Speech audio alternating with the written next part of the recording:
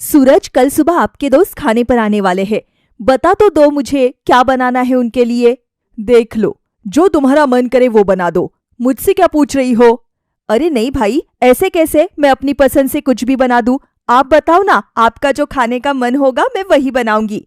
अच्छा तो ठीक है, ऐसा करो, कढ़ाई पनीर मिक्स वेज और तंदूरी नान बना लेना। ठीक है, बना दूंगी।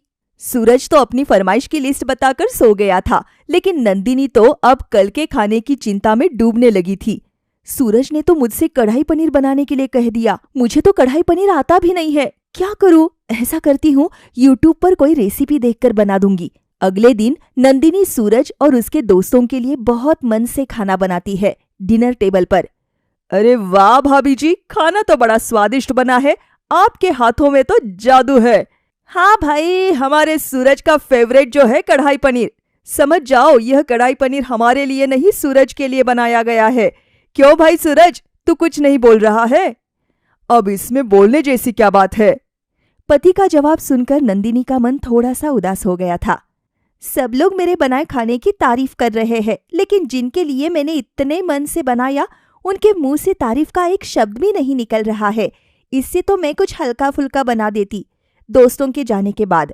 आपको पता है सूरज, मुझे कढ़ाई पनीर बनाना भी नहीं आता था, लेकिन फिर भी आपको खुश करने के लिए मैंने इंटरनेट से देखकर इतनी मेहनत से रेसिपी बनाई, लेकिन आपके चेहरे पर तो कोई खुशी ही नहीं दिखाई दी। नाचने लगूं क्या तुम्हारे हाथ का कढ़ाई पनीर खाकर? ठीक है, अच्छा बना था, और इससे ज्यादा क्या कहूँ? नहीं नहीं, कुछ कहने की जरूरत नहीं है, मैं तो बस वैसे ही कह रही थी। कुछ दिन बाद, नंदिनी बहू, मेरे भतीजे की शादी है, तुमने तैयारी कर ली है ना? हाँ माँ जी, बाकी तो सब तैयारी हो गई है, लेकिन समझ नहीं आ रहा कि कौन सी साड़ी पहनूं। वैसे मेरा मन तो है कि इस बार तो मैं लहंगा ही पहन लेती हूँ। अरे नहीं नहीं, ससुराल की शादी में बहू साड़ी पहने हुए ही अच्छी लगती है, और ज्यादा सोचना क्या है, रेड कलर की साड़ी है ना तुम्हारे पास, बस वही पहन लो। ठीक है माँ जी। वैसे तो आजकल पेस्टल कलर्स का ट्रेंड है, मेरा तो मन था कि मैं गोल्डन कलर का लहंगा लूं, लेकिन कोई बात नहीं, अगर माँ जी रेड कलर की साड़ी पहनने को कह रही है तो मैं वही पहन लूंगी।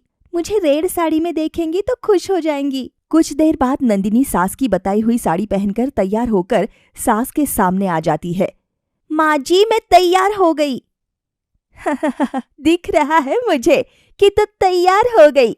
जरा सूरज भी अपना सूट पहन ले, उसके बाद चलते हैं। माँ जी, कैसी लग रही हूँ मैं? अरे भाई, बहू बहू जैसी लग रही है, इसमें देखने वाली क्या बात है? सास का जवाब सुनकर नंदिनी अपना सा मुंह लेकर रह जाती है।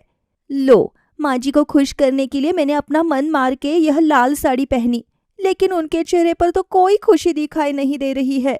ऐसा लग रहा है कि उनको कोई फर्क ही नहीं पड़ता कि मैंने लाल साड़ी पहनी है या पीली। अपना मन मारकर बेचारी नंदिनी शादी में पहुंच जाती है। कुछ दिन बाद, आज तो बड़ा ठंडा मौसम हो रहा है, आज तो गर्मा गर्म गोभी के पराठे खाने को मिल जाए तो मजा ही आ जाएगा। ऐसा करती हूँ, एक बार मम्मी जी से पूछ लेती हूँ। मम्मी जी, नाश्ते में क्या बनेगा? देख बहू, नाश्ते में क्या बनेगा यह बात अपने बाबूजी से पूछा कर। ठीक है माँ जी, मैं बाबूजी से पूछ लेती हूँ। बाबूजी, आप नाश्ते में क्या खाएंगे? बहू, मैं तो सोच रहा था कि आज नाश्ते में गर्मा गर्म पराठे मिल जाते तो मजा ही आ जाता। बिल्कुल सही कह रहे हैं बाबूजी आप। नाश्ते में मैं आपके लिए गोभी के पराठे बना दूं क्या? नहीं नहीं बेटी, गोभी से मुझे गैस हो जाती है, ऐसा करो तुम आलू के पराठे बना दो। बाबूजी की बात सुनकर नंदिनी बुझे मन से रसोई में आ जाती है और आलू के पराठे बनाने लगती है। बाबूजी को उनकी पसंद का नाश्ता मिलेगा तो कम से कम पूरा दिन मूड अच्छा रहेगा उनका, और आज तो मैं उन्हें ऐसे पराठे बनाकर खिलाऊंगी ना कि वह मेरी तारीफ किए बिना नहीं रह पाएंगे। नंदिनी आलू के स्वादिष्ट पराठे बनाकर तैयार करती है और डाइनिंग टेबल पर नाश्ता लगा देती है।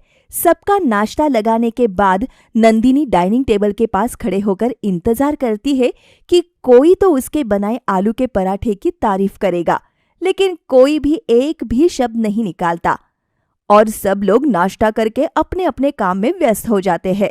बाबूजी को आलू के पराठे खाने का इतना मन था, लेकिन फिर भी उन्होंने एक भी बार मेरी तारीफ नहीं की।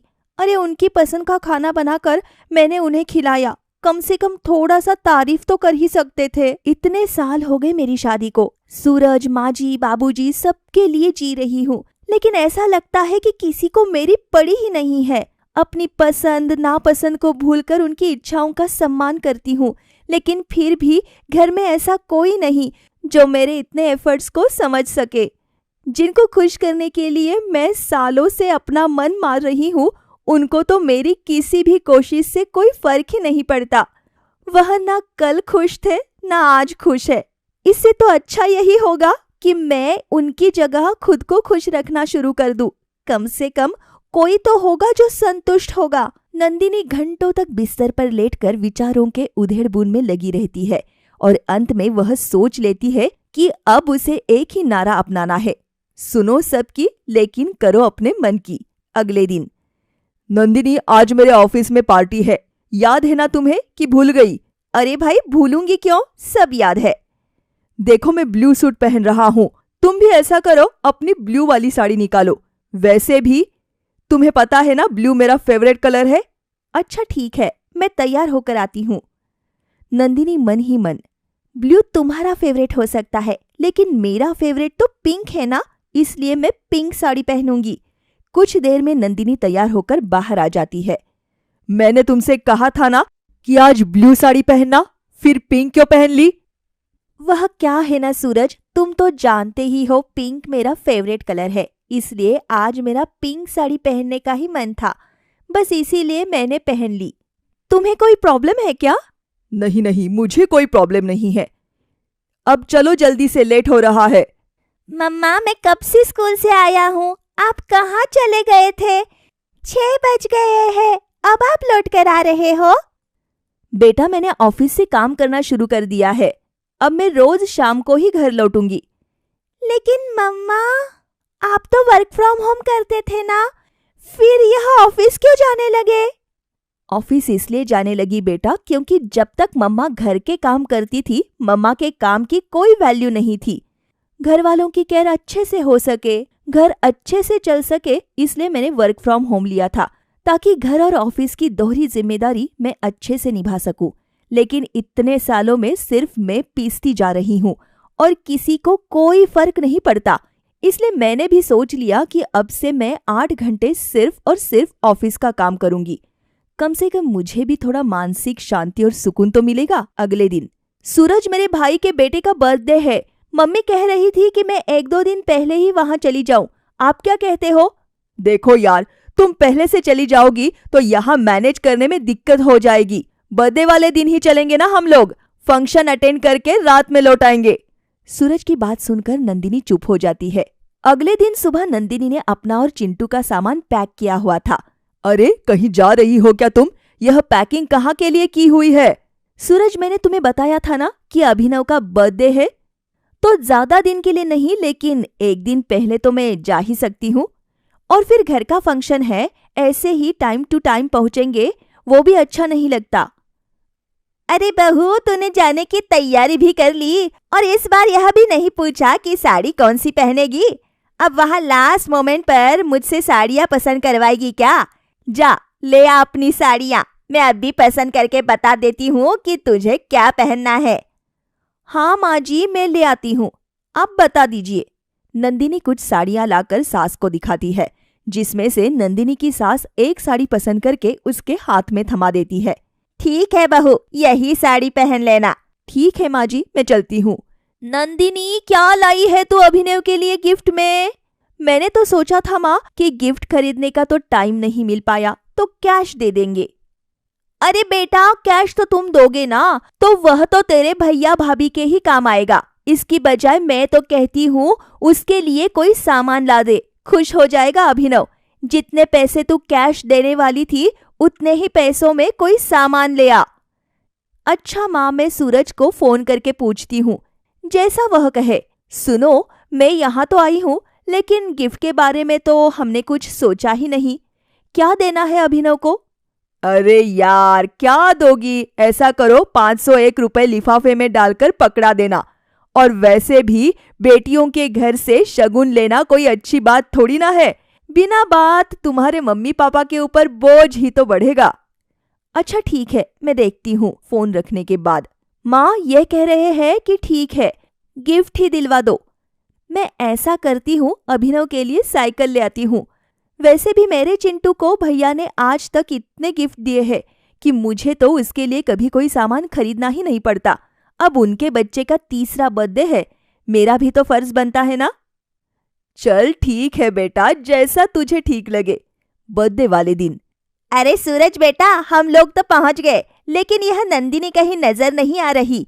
वह तो 2 दिन की गई हुई है ना, अभी तक आई नहीं क्या यहाँ पर? क्या मम्मी, वो खड़ी तो है सामने, आपको दिखाई नहीं दे रही है क्या?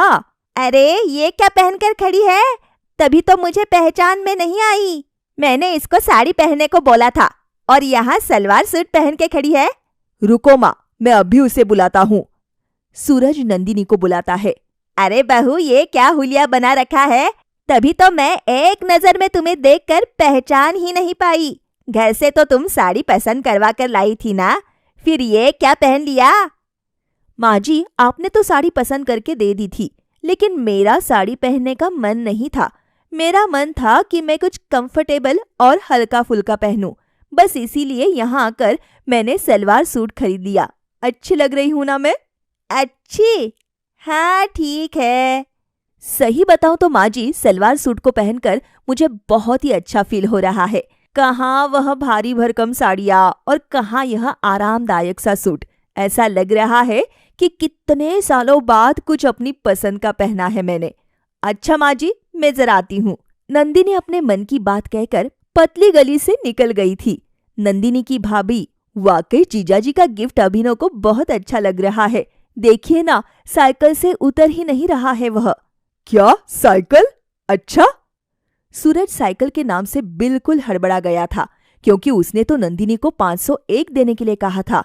लेकिन ऐसा तो पहली बार हो रहा था कि नंदिनी ने सूरज की सिर्फ बात ही नहीं काटी, बल्कि 501 रुपए की बजाय सीधा 5000 की साइकिल गिफ्ट कर दी घर पहुंचकर। नंदिनी क्या बात है, आजकल तुम सारे डिसीजन खुद ही लेने लगी हो।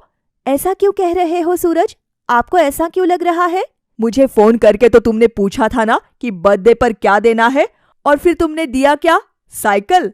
जब मेरी बात माननी ही नहीं थी तो मुझसे पूछा क्यों था? देखिए सूरज, मैंने अगर वहां पर साइकिल गिफ्ट की है ना, तो आपके परिवार का ही मान बढ़ाया है। आप सोचकर देखिए, अभिनव की सगी बुआ बर्थडे में उसे 501 का लिफाफा देकर जाती तो क्या इज्जत रह जाती हमारे परिवार की वहां पर। और कम से कम आप इतना तो सोचिए ना कि मेरे भैया भाभी हमें या चिंटू को देने में कभी कोई कमी तो नहीं छोड़ते। अब जब देने की बारी हमारी है तो मैं आंखें कैसे फेर सकती हूँ? बात यह नहीं है कि मैंने आपकी बात काटी है, बल्कि बात यह है कि मैंने वह किया जो मुझे सही लगा। नंदिनी की बातों ने सूरज की बोलती बंद कर दी थी। उसके पास अब नंदिनी की बातों का कोई जवाब नहीं था, इसलिए वह चुपचाप आंखें बंद करके सो जाता है। अगले दिन लंच के समय, माँ जी खाने में क्या बनेगा? बेटा ऐसा कर, आज तू मटर पनीर की सब्जी बना ले। ठीक है माँ जी। नंदिनी रसोई में आकर, ऐसा लगता है माँ जी का कांटा तो मटर पनीर पर आकर ही रुक गया है।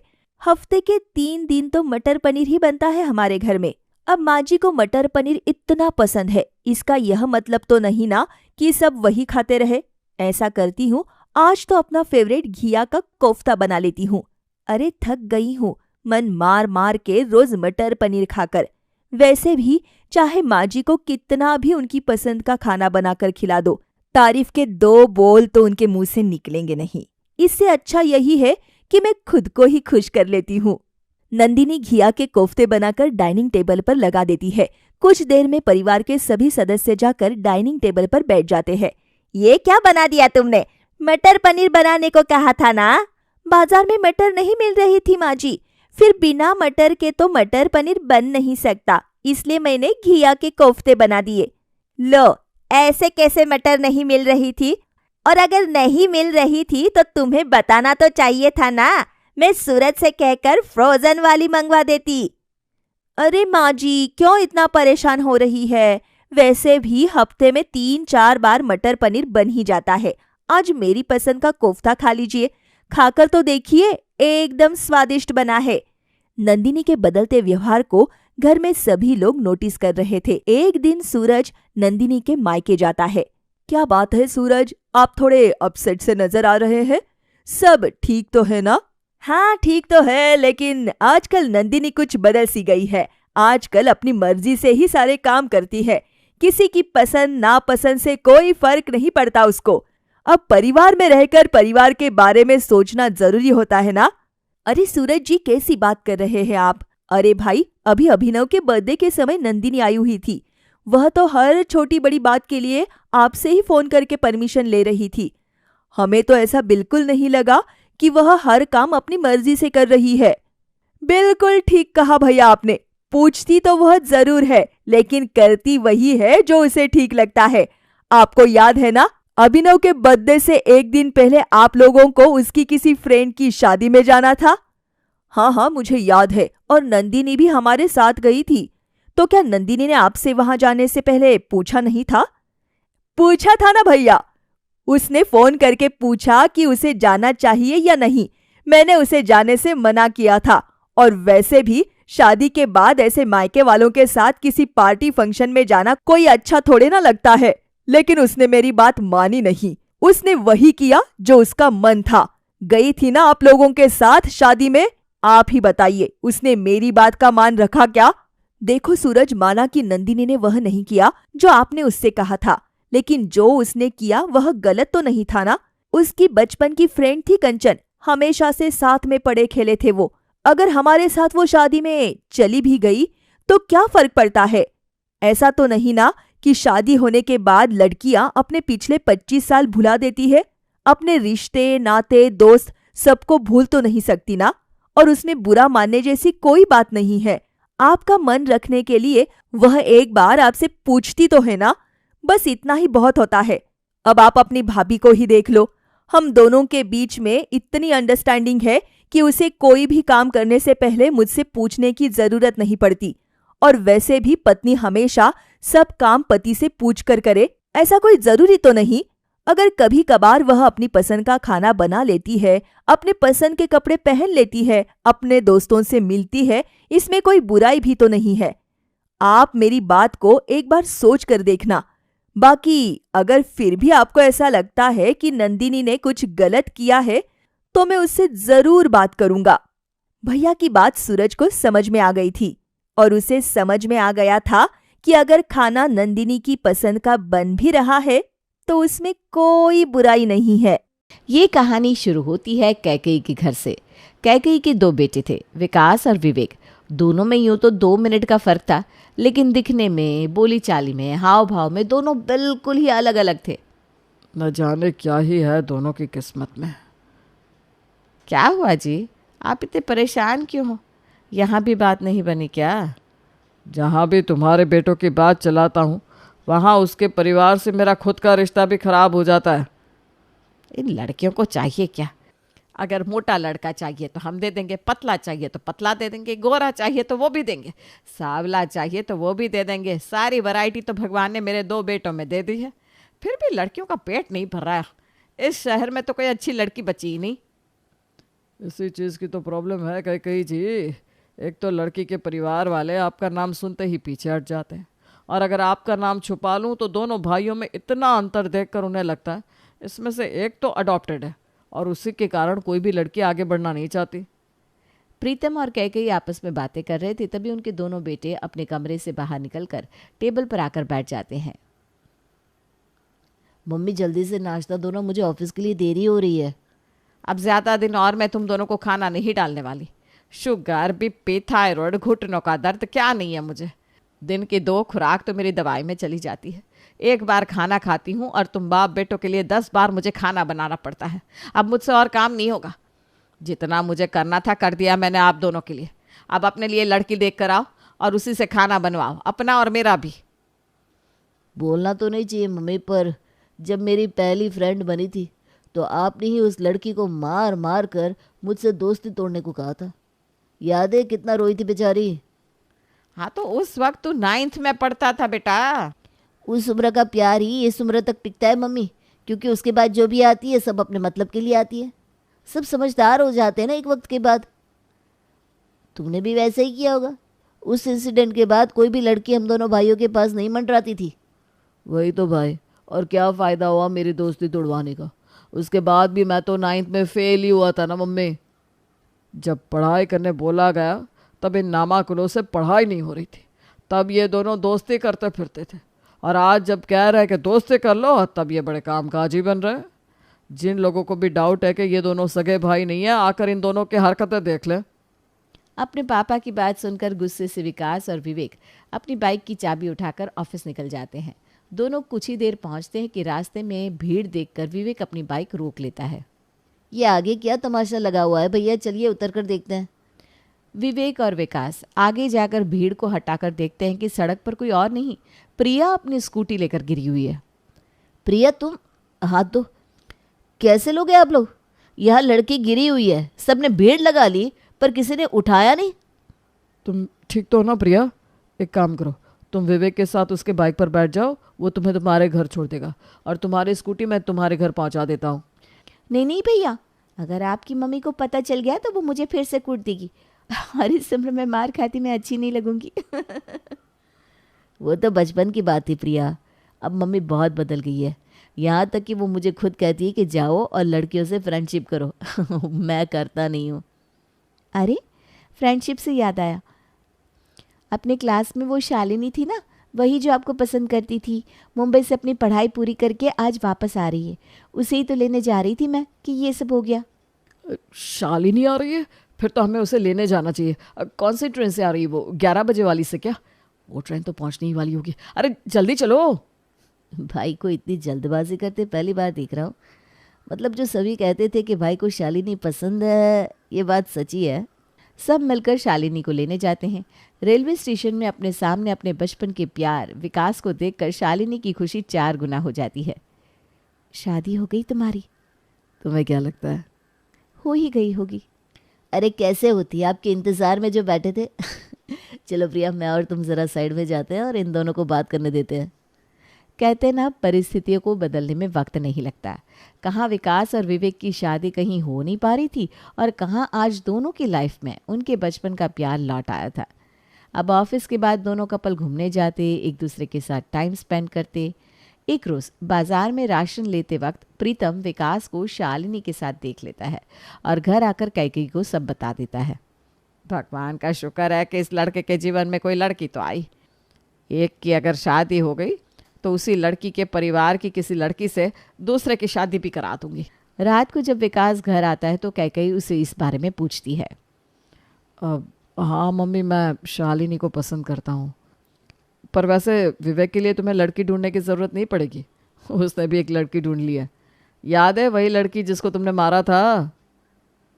ध्यान रखिएगा केतकी जी, कहीं वो बचपन की मार का बदला शादी के बाद ना निकाले। अरे सास बहू में तो मारपीट लगी रहती है। आपकी माँ और मेरी कभी बनी क्या? नहीं ना। पर रहे तो हम सास बहू ही। अरे कुछ भी अनबन हो, सास सास रहती है और बहू बहू। मुझे कोई दिक्कत नहीं है। तुम दोनों कोई काली चुड़ैल को भी ले आओगे ना तो चलेगा, पर ले कर आओ। प्रीतम और कैकेयी दोनों लड़कियों के परिवार वालों से मिल लेते हैं और एक ही दिन में अपने दोनों बेटों की शादी कर देते हैं। कैकेयी जी का फ्लैट का दरवाज़ा, जो सिर्फ 2 लोगों के खड़े होने जितना भर ही था, वहाँ खड़े थे आज 4 लोग। साइड हो जा शालिनी, तू मुझे कवर कर रही है। वीडियो कैमरा ऑन है, पहले मैं अंदर जा रही हूँ। तुझे बड़े प्यार से रखा मैंने, इसका ये मतलब नहीं कि तू मेरे सर पर चढ़कर नाचेगी। मेरा पति तुम्हारे पति से 2 मिनट का बड़ा है, इसलिए उस नाते मैं तुम्हारी जिठानी हुई तो पहले मैं अंदर जाऊंगी। हमारे बीच छोटा बड़ा कब से होने लगा? वैसे उम्र में तुम भी मुझसे 6 महीने बड़ी हो, फिर भी हर बार रेस्टोरेंट का बिल तुम मेरी और सरका देती थी, तब ये छोटा बड़ा भेजे में नहीं आया। पर कभी मैंने कुछ कहा क्या? नहीं ना। और यहाँ इतनी छोटी सी बात में तुमने अपनी औकात दिखा दी। अब तो तुम भी देखो कि देवरानी क्या चीज़ होती है। अरे मेरी माताओं, चुप हो जाओ, सभी देख रहे हैं। नहीं करना क्या गृह प्रवेश? चलो अंदर आओ चारों। जिन बहुओं की ससुराल की चौखट पर अनबन हो गई हो, उनकी आगे कहाँ बनती। अपने अपने कमरों में जाते ही दोनों अपने पतियों से एक दूसरे की चुगली करनी शुरू कर देती हैं। देख लिया ना विवेक जी, इस लड़की की डेट प्लान की थी आपने, और ये। अरे अब छोड़ो भी ना प्रिया, हो गया। हो गया? वाह, सही है, तुम्हें तो किसी चीज़ से मतलब ही नहीं है। मैं मम्मी से ही बात कर लेती हूँ। यहाँ प्रिया अपनी माँ को कॉल लगाती है तो वहाँ शालिनी। अरे तू ही प्रिया पर अपनी जान देती फिरती थी। इन देवरानियों को कभी सर पर चढ़ाना ही नहीं चाहिए। देख लेना बेटा, वो इस बात को भूलेगी नहीं और किसी और तरीके से तेरा फ़ायदा उठाना चाहेगी। इसीलिए तू ना अभी से हाथ कस ले। जितना काम तेरे हिस्से में है बस उतना ही काम करना, उसके ऊपर एक तिनका भी मत तोड़ना। तुम फिक्र मत करो मम्मी, मैंने भी कोई कच्ची गोलियां नहीं खेली है। और अगली सुबह होते ही कई के घर में बैठ जाती है मंडली। अब बड़ी है मम्मी जी, आप अगर खुद ही हम दोनों में काम बांट देंगी तो अच्छा होगा, वरना अगर मैंने कोई काम लिया तो मेरी जिठानी को लगेगा कि मैं आसान काम ले रही हूँ। हाँ हाँ मम्मी जी, आप ही हम दोनों के बीच काम बांट दीजिए।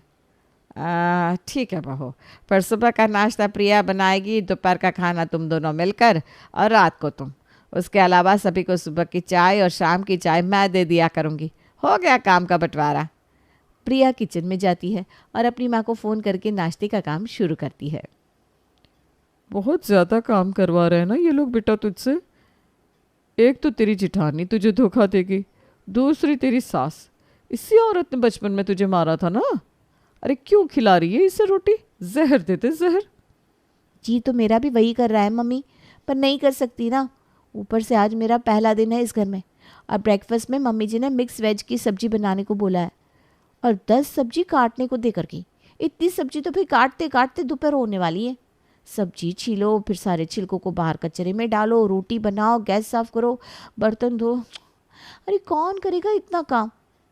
तू क्यों करेगी गैस साफ? तू अपना खाना बना और निकल जा। दोपहर के ड्यूटी में जब तेरी जिठानी आएगी ना, उस पर थोप देना ये काम। नाश्ता बनाकर प्रिया रसोई से बाहर आ जाती है और दोपहर के वक्त जैसे ही शालिनी रसोई में जाती है। प्रिया, ये क्या काम करके निकली हो तुम किचन से? यहाँ आओ, गैस तो पूरा गंदा पड़ा है। क्या फ़र्क पड़ता है दीदी, अभी दोपहर में सफाई होगी तो साफ़ हो जाएगा। और अगर आपको गंदा लग रहा है तो आप साफ़ कर दीजिए, क्योंकि मुझे तो गंदगी में काम करने की पहले से आदत है। ये अच्छा है, जिसे गंदगी से प्रॉब्लम नहीं हो रही वो काम ही ना करे। ठीक है, फिर मैं पागल तो हूँ नहीं जो मैं काम करूँ। मैं अभी साफ़ नहीं करूँगी, जो जैसा है वैसा ही रहेगा। और शालिनी भी दोपहर में सब्जियां काटकर उनके छिलके स्लैब पर ही छोड़ देती है, जिससे रसोई में चारों तरफ मक्खियां भिन भिनाने लगती है। ये सेक्रेटरी किसी काम का नहीं। लगता है ब्लीचिंग पाउडर छिड़कवाया नहीं होगा उसने, तभी तो इतनी मक्खियाँ हमारे घर में आ रही है। अरे वही ना, इतने मक्खी मच्छर आ रहे, खाने पर लग गए तो फूड पॉइजन हो जाएगा। तभी विवेक अपने कमरे से बाहर आता है। ज़रा चाय तो पिला दो मम्मी। हाँ हाँ बेटा, अभी बना कर लाती हूँ। मैं भी चाय पीऊँगी मम्मी जी। मेरा सिर्फ नाम कई है बहू, मैं अपने बच्चे में पार्शलिटी नहीं करूँगी। सभी के लिए चाय बना दूँगी। कई जैसे ही किचन में सभी के लिए चाय बनाने जाती है, वो देखती है कि सुबह के झूठे बर्तन अभी तक सिंक में ही पड़े हैं। यहाँ तक कि गैस स्टोव पर गिरा हुआ सुबह का खाना भी किसी ने साफ़ नहीं किया। क्या हालत बना दी है इन दोनों ने मेरी रसोई की। अब बाहर बोलने जाऊंगी तो दोनों हाथ खड़े कर देंगी और एक दूसरे को दोष देने लगेगी। इससे अच्छा है कि मैं ही रसोई साफ़ कर देती हूँ। कई सारे झूठे बर्तन धोती है और गैस चूल्हे की सफाई करने के बाद चाय बनाकर सभी को पिलाती है। फिर रात को खाना बनाने की बारी आती है शालिनी की। पर अब शालिनी भी काम क्यों करती? क्या बताऊँ मम्मी जी, ये प्रिया ना गैस तक साफ़ नहीं करती। मैं भी क्यों करूँ साफ़? मैं भी सब कुछ ऐसे ही छोड़ दूंगी। जो धोए हुए बर्तन है उसी में सबको खाना परोस दे रही हूँ। बार बार मैं बर्तन नहीं धोने वाली। सुबह जब प्रिया किचन में आएगी और ये सब उसे गंदा मिलेगा ना, तब उसे अकल आएगी। बिल्कुल सही कहा बेटा। वैसे भी तेरी सास ने ना बर्तन का काम तो किसी को सौंपा ही नहीं, तो तू बड़ी बनकर क्यों काम करे। रात को खाना खाने के बाद सभी अपने अपने कमरे में चले जाते हैं। इतने काम धाम के चक्कर में सुबह से माँ से बात ही नहीं हो पाई। माँ को फ़ोन लगाती हूँ। कई अपनी माँ को फ़ोन लगाती है और उन्हें सारी बात बताती है। अरे क्यों तू दिमाग लगा रही है, चूल्हे में पड़ने दे दोनों को। तुझे तो काम होने से मतलब है ना। तेरी थाली में तो 2 रोटियां आ रही है, वो भी गर्मा गर्म, और उसके बाद रसोई में कीड़े ही क्यों ना चले। तू अपना मुंह मत खोलना। पता चला तू दोनों को समझाने गई और इसी बात पर कलेश कर कर उन्होंने काम करना ही छोड़ दिया। पर मुझे ऐसी गंदगी बर्दाश्त नहीं होती माँ। अरे मैं खुद चलकर बाहर नहीं जा सकती, फिर भी चाय पत्ती बाहर जाकर फेंक कर आती हूँ। और ये दोनों तो ऐसे लगता है कि जैसे मुझसे भी बूढ़ी हैं। चाय पानी का काम मैंने खुद पर ले लिया, कपड़े मैं धो देती हूँ, पर इन्हें तो शर्म नहीं आती। अरे तो क्यों करनी है तुझे मेहनत बेटा? भगवान ना करे अगर तुझे कुछ हो गया तो तेरी ये बहू है तो तेरे बेटों के सर पर चढ़कर नाचेगी। अपने बेटों की सोच और मेहनत करना छोड़ दे। चाय का काम तूने लिया है, बस चाय बना, उसके बाद आंखें बंद कर ले। कोई सफाई करने की ज़रूरत ना है। 2 दिन नहीं करेंगे सफाई, 4 दिन नहीं करेंगे, 5वें दिन खुद जाकर करेंगी सफाई। और इसी तरह घर की तीनों औरतें अपनी माँ से फ़ोन पर बात करती हुई रसोई में जाती, अपना जो काम है वो करती और बाहर आ जाती। और अब तो अपनी बहू की देखा देखी कई भी चाय की पत्ती खिड़की से बाहर फेंक देती है। इन तीनों की जिद के कारण अब रसोई इतनी बदबूदार हो गई थी कि अब कोई भी उनके घर आना नहीं चाहता था। एक रोज़ पड़ोसन मोना अपने बेटे की शादी का कार्ड देने कई के घर पहुंचती है। अरे दरवाजे के बाहर क्यों खड़ी है मोना, अंदर आ जा। और तूने ये दुपट्टे से अपना नाक क्यों ढक रखा है? अगर मैं अंदर आई ना तो मेरे बेटे की शादी में जाने लायक नहीं बचूंगी। कितनी बदबू आती है तेरे घर से, कोई बेहोशी हो जाए ऐसी हालत में। अरे कैसे रह लेते हो तुम लोग? तेरे फ्लैट के आजू बाजू भी कोई नहीं आना चाहता। अरे भाई कभी तो अपनी रसोई की सफाई कर ले। पड़ोसियों के साथ साथ अब घर के मर्द भी रसोई से आ रही बदबू के कारण परेशान हो गए थे। खाने के टेबल पर इतने गंदे किचन में ये खाना बनता है, मुझसे तो निगला भी नहीं जा रहा। 2-4 दिन पहले मैं भी यही कह रहा था भाई। 2 दिन बाहर क्या खाना खाया, अपनी औकात समझ में आ गई। हम कोई महीने के 1-2 लाख नहीं कमाते कि रोज़ बाहर खा सके। और भूखे रहे और शरीर में ताकत नहीं रहेगी तो ऑफिस भी छूट जाएगा। विवेक बिल्कुल सही कह रहा है विकास। हम इन तीनों को रसोई साफ़ करने के लिए भी नहीं कह सकते, वरना पता चला ये काम हम लोगों के ऊपर ही छोड़ दिया जाएगा। तो जो मिल रहा है चुपचाप खा लो। रसोई में इतनी गंदगी बढ़ने के बाद भी प्रिया और शालिनी अपनी जिद से नहीं हटती और उनके घर की इस बदबू से परेशान होकर पूरी सोसाइटी वाले सेक्रेटरी के पास कंप्लेंट कर देते हैं। ये प्रॉब्लम तो सच में बहुत बड़ी हो गई है। आज हम सबको मिलकर प्रीतम के घर जाना चाहिए और उसे ये नोटिस देना चाहिए कि अगर उसने अपने घर सफाई नहीं की तो उसे सोसाइटी से निकाल दिया जाएगा। और सोसाइटी के सभी लोग प्रीतम के घर पर पहुंचते हैं। उसका घर का बेल दरवाज़ा कई बार बजाने के बाद भी कोई दरवाज़ा नहीं खोलता। कहीं इन लोगों को कुछ हो तो नहीं गया, दरवाज़ा तोड़ना पड़ेगा। सभी मिलकर प्रीतम के घर का दरवाज़ा तोड़ते हैं और देखते हैं कि पूरा परिवार फ्लैट के अंदर बेहोश पड़ा है। सभी घबरा जाते हैं और प्रीतम के परिवार वालों को अस्पताल में एडमिट करवाते हैं, जहां 2 घंटे बाद सभी को होश आता है। ये स्वर्ग है क्या? यह स्वर्ग होता तो मेरे साथ यहाँ नहीं होती, हम कहीं और हैं। आप दोनों अस्पताल में हैं। कई दिनों से गंदगी में बना खाना खाने के कारण आप सभी को फूड पॉइजनिंग हो गई थी और आपके घर में शायद गंदे कीटाणु के मच्छर भी घूमते हैं। आपके पतियों को टाइफाइड भी है और डेंगू भी। अपने घर को साफ सुथरा रखिए, क्योंकि दूसरी बार तबीयत खराब हुई ना तो हम भी कुछ नहीं कर पाएंगे। नहीं डॉक्टर साहब, अब ये गलती हम कभी नहीं दोहराएंगे। और आप सबको अगर आपसी लड़ाई के कारण अपने घर में इतनी गंदगी रखनी है तो अपना घर हमारी सोसाइटी से हटा लीजिए, वरना अपने घर में सफाई रखिए। मुझसे बहुत बड़ी गलती हो गई। सफाई की झंझट में मैंने अपने पति की जान को जोखिम में डाल दिया। अब से मैं करूंगी किचन की सफाई बराबर से। तू नहीं प्रिया, हम करेंगे। जान पर तो मेरे पति की भी बनाई है। और इस वाक्य के बाद तीनों औरतों की अकल ठिकाने लग जाती है और वो अपनी बदबूदार रसोई को खुशबूदार बना देती है। माँ, आज मैंने ये नई छोले की रेसिपी देखी है, चलो ना इसे बनाते हैं। अरे लेकिन आज मैंने गोभी काट कर रख दी है ना। अरे कोई बात नहीं, हम गोभी को डब्बे में फ्रिज में रख देते हैं, कल बनाएंगे। आज ना ये नए मसालेदार छोले बनाते हैं। ठीक है, अगर तेरी यही इच्छा है तो यही बनाते हैं। मैं ये गोभी ना डब्बे में डाल कर रख देती हूँ। आपको पता है मम्मी, मुझे ना अलग अलग नया खाना बनाने का कितना शौक है। हाँ हाँ जानती हूँ भाई, इसीलिए तो तुझे कभी मना नहीं करती मैं कुछ भी बनाने से। देखा जाए तो ये अच्छा ही है ना, तेरे ससुराल वालों को रोज़ रोज़ अलग अलग खाना खाने को मिलेगा। फिर मेरे ससुराल वाले, आप घूम फिर कर मेरी शादी पे क्यों आ जाती है? अरे अभी तेरी उम्र हो गई है शादी की, तो तेरी शादी की ही बात करेंगे, है ना। और वैसे भी बाकी माँओं की तरह मुझे कोई टेंशन ना है कि मेरी बेटी को ये नहीं आता बनाना, वो नहीं आता बनाना, क्योंकि तुझे तो सब कुछ आता है बनाना। इसीलिए तो तेरे ससुराल वाले तुझसे खुश ही रहने वाले हैं, देख लेना। ठीक है चलो, अब मेरी शादी की बात छोड़ो और ये छोले बनाते हैं हम दोनों। हाँ आ जाओ।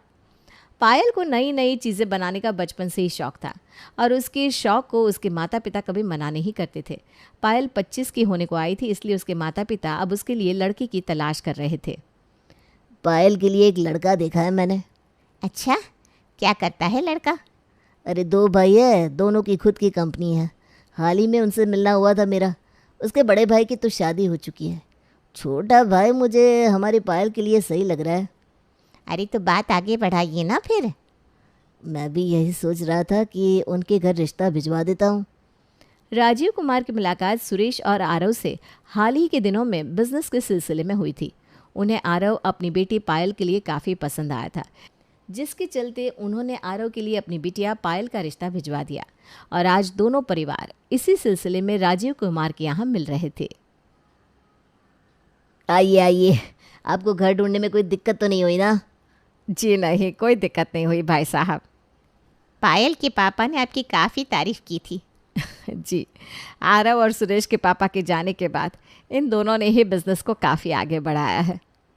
आजकल ऐसे बच्चे कहाँ मिलते हैं जो छोटी उम्र में सब कुछ संभाल लें। जी, ये तो बस भगवान की कृपा है। कविता जाओ, पायल को लेकर आओ। जी अभी लेकर आती हूँ, वो रसोई में ही होगी। कविता अपनी बेटी पायल को लेकर आती है। पायल ने सबके लिए चाय नाश्ता बनाया था जो वो सबको परोसती है। ये सब पायल ने अपने हाथों से बनाया है। बहुत स्वादिष्ट है, सच में। मैंने इतना स्वादिष्ट नाश्ता कितने वक्त की बाद खाया है। Thank you. अब ये बातें तो होती रहेंगी, क्यों ना पहले बच्चे बात कर ले आपस में, आखिर ज़िंदगी तो उन्हें बितानी है। पायल बेटा, आरव को अपना घर भी दिखाओ और दोनों बात भी कर लो। जी माँ।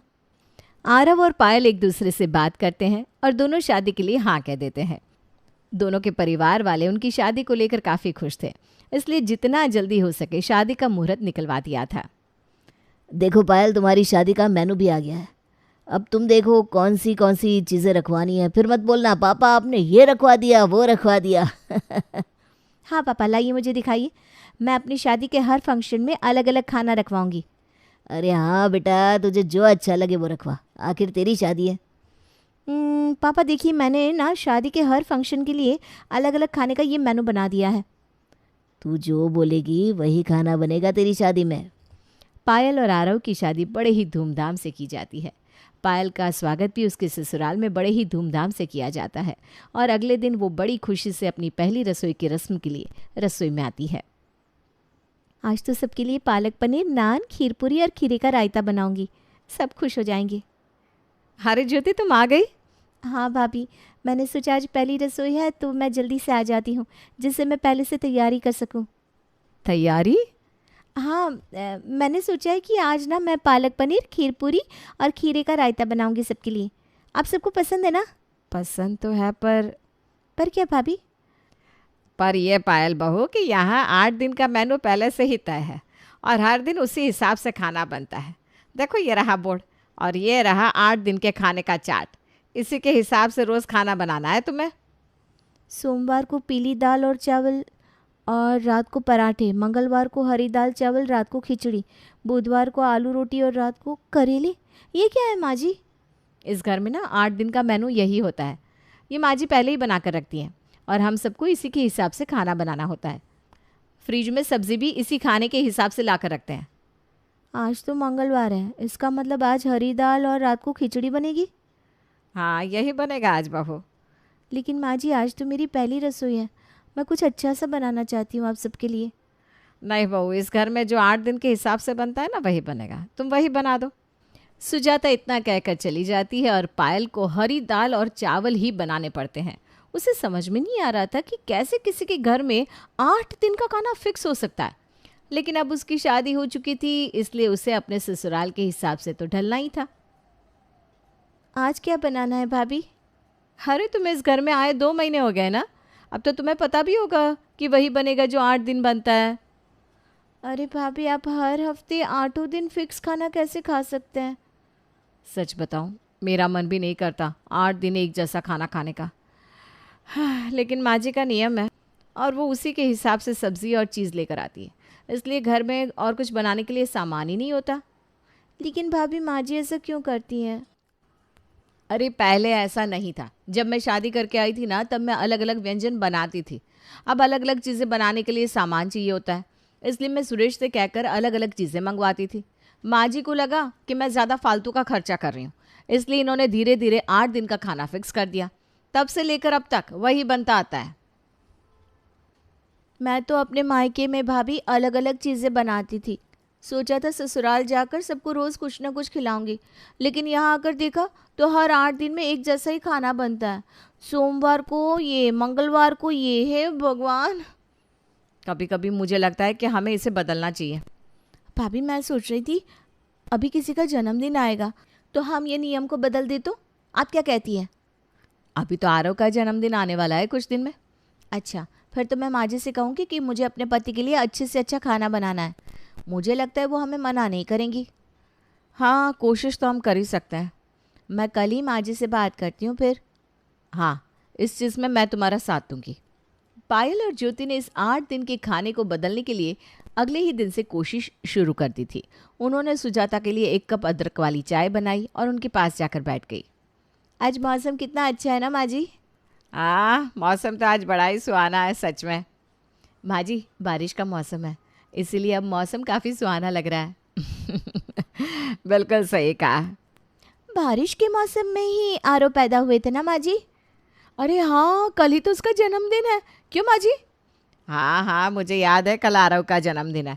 जिस दिन आरव पैदा होने वाला था उस दिन भी बहुत बारिश पड़ रही थी।